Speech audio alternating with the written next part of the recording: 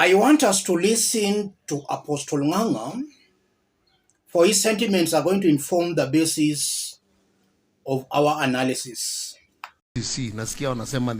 That's just a bit of Pastor Nganga's remarks.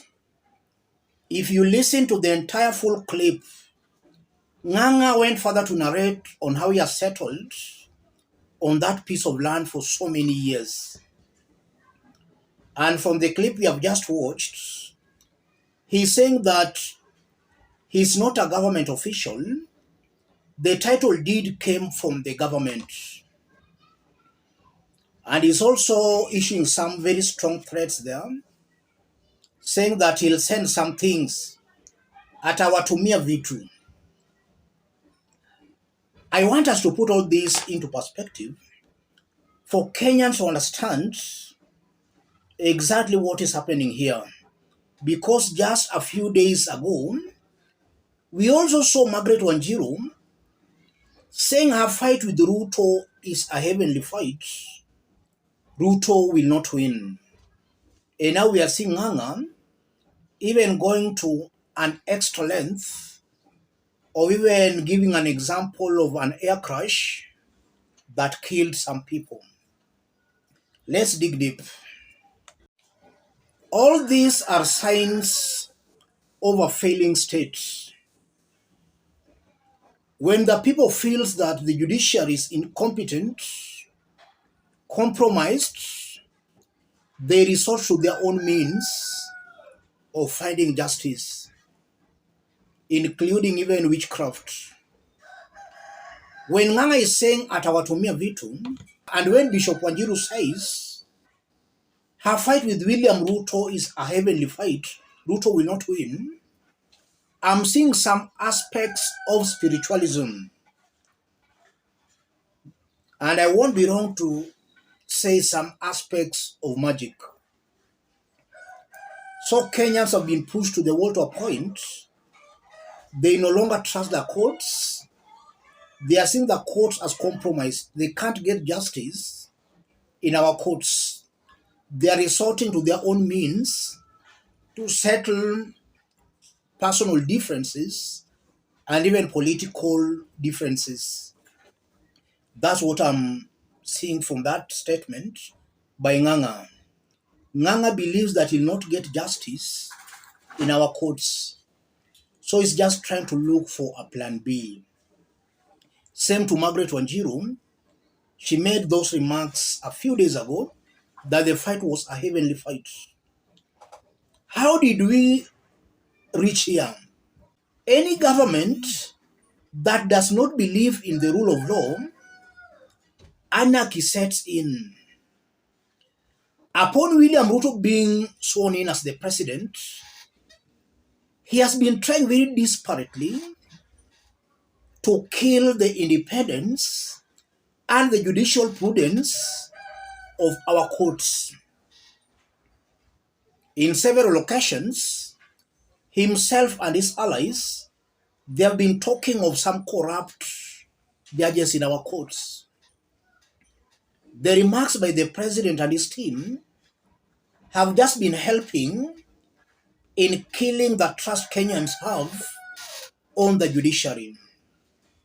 And we also know that the judiciary, the courts, have been giving some orders which are not being respected by Kenya Kwanza government. So Ruto and his team have led us to where we are simply because they don't respect court orders. And some judges, such as the Supreme Court judges, Martha Koome in the lead, are also being seen to be in bed with the government. So they are also being seen as the weakest link in our judiciary, hence killing the confidence and trust Kenyans have in our judiciary. If you listen to Margaret Wanjiru and you listen to Nganga, I'm seeing people who are also furthering this kind of anarchy.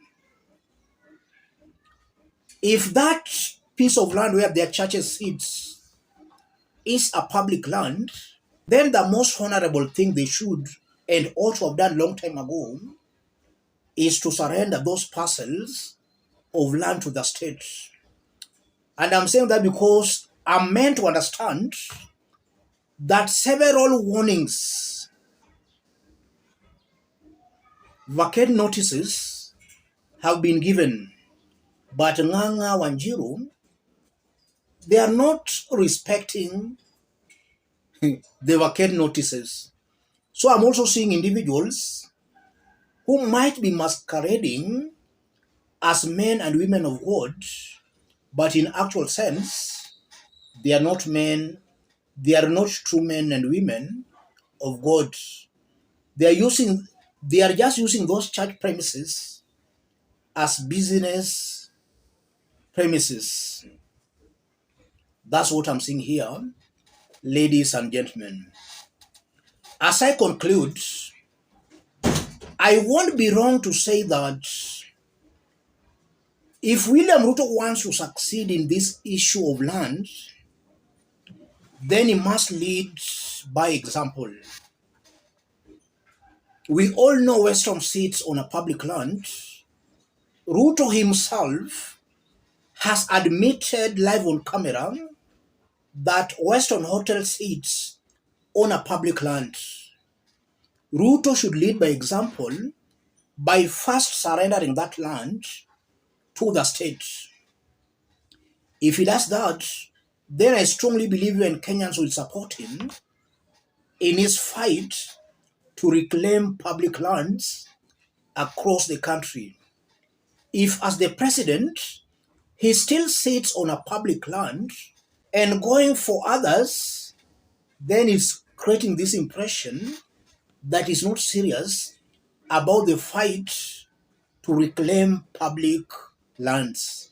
So, he should lead by an example. Let me stop it there. If you are watching us but you have not yet subscribed, subscribe, give this video a like. Any person watching us outside Kenya, drop a comment, let us know from which part of the globe you are watching us from. If possible, subscribe, give this video a like. Let's meet in our next analysis.